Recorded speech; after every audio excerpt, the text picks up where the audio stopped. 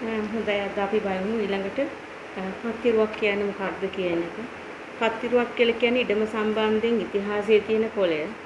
ඒ කියන්නේ මේ වගේ ලොකු කොළ වගේක් තියෙන්නේ. ඒක ගන්න පුළුවන් අපිට ඉඩම් රෙජිස්ටර් ඩිපාර්ට්මන්ට් එකේ. ඒක හැම දිස්ත්‍රික් එකකම තියෙනවා. එතකොට මේ දැන් ඔබ ඉඩමක් මිලදී ගන්න පෙර පත්තිරු කියන එක ඔබ අනිවාර්යෙන් බලන්න ඕන දෙයක්. ඒක බලන්න නීතිඥ මහත්තයෙකුට දුන්නාම එයා බලලා දෙනවා. සාමාන්‍ය ඉඩම සම්බන්ධයෙන් සියලුම තොරතුරු ලෝයර් කවුද, ඉඩම ලිව්වේ කවද්ද, ගැනුම් කරුවෝ කවුද, විකුණුම් කරුවෝ කවුද, කවදද, මොන ලෝයර්ද මේක ලිව්වේ, කොයි ප්ලෑන් එකේ කොයි ලොට් එකටද මේක ලිව්වේ කියන සියලුම කරුණු මේකට අන්තර්ගත වෙලා තියෙනවා. ඒ නිසා ඉඩමක් මිලදී ගන්න කලින් අනිවාර්යයෙන්ම පත්තිරු කියන දේ අනිවාර්යෙන් පරීක්ෂා කරගන්න.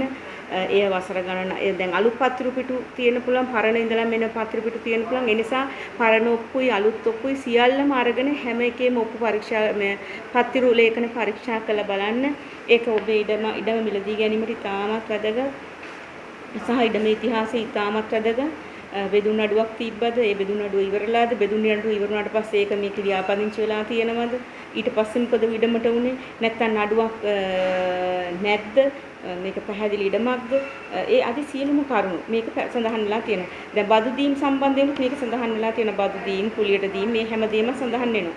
එතකොට කොයි විදිහටද ඔබට ඉඩම ආපු ආකාරය සම්බන්ධයෙන් ඒ ගලා යෑම අපිට දැනගන්න පුළුවන් වෙන්නේ පත්තිරු වලින්. ඒ නිසා පත්තිරු කියන දේ මහා ඒ කියන්නේ වචනේ ටිකක් අමාරු වුණාට ඔබට ඉඩම් ලියාපදිංචි කිරීමේ දෙපාර්තමේන්තුවට ගිහිල්ලා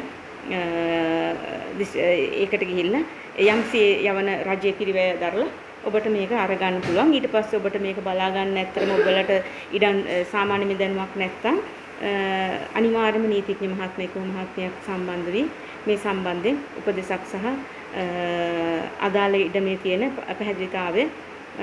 පැහැදිලි භාවය තේරුම් අරගෙන මිලදී ගන්න. නැත්තම් යම්සි ගැටලුවක් තිබේ නම් ඒ निराකරණය කරගන්න අවශ්‍ය කටයුතු කරගන්න. මොකද ඒක අනාගතයේදී ඔබගෙන් පසු ඉඩම ඔබ පවරන යම්සි කෙනෙක් ඉන්නවනම් අන්න ඒ කෙනාට ඒක ඉතාමත් වැදගත්. මොකද ඉඩමක ලියාපදිංචිය හරියට ෆ්ලෝ එක තියෙන්න ඕනේ. හරියට මේ අවුරුදු ගාන තියෙන්න ඕනේ. දැන් අපි හුඟා ඉඩම් වලට ලෝන්ස් ගන්න යනවා. ඒ ලෝන්ස් ගන්න යද්දී අනිවාර්යයෙන් මේ පත්තිරු වල තියෙන ක්ලියරන්ස් එක බලනවා. ඒවැ තියෙන දේවල් හැමදේම බලලා තමයි ඔබට බැංකුවකින් ලෝන් එකක් ඉෂුව කරන්නේ.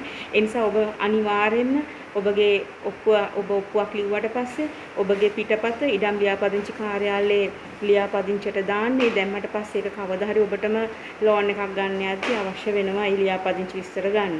ඊට පස්සේ ඊට අදාළ පෙර පත්තිරු බලන්න ඕන නම් ඒකට අදාළ සම්බන්ධ වෙනත් පත්තිරු වලට යන්න පුළුවන් වෙන්නේ ඒ හරහාම තමයි. ඉතින් ඔබට යම්සි ප්‍රශ්නයක් තියෙනවා නම් මට පණිවිඩයක් එවන්න. මම මේක මන් දන්න ප්‍රමාණයෙන් කියලා දෙන්නම්.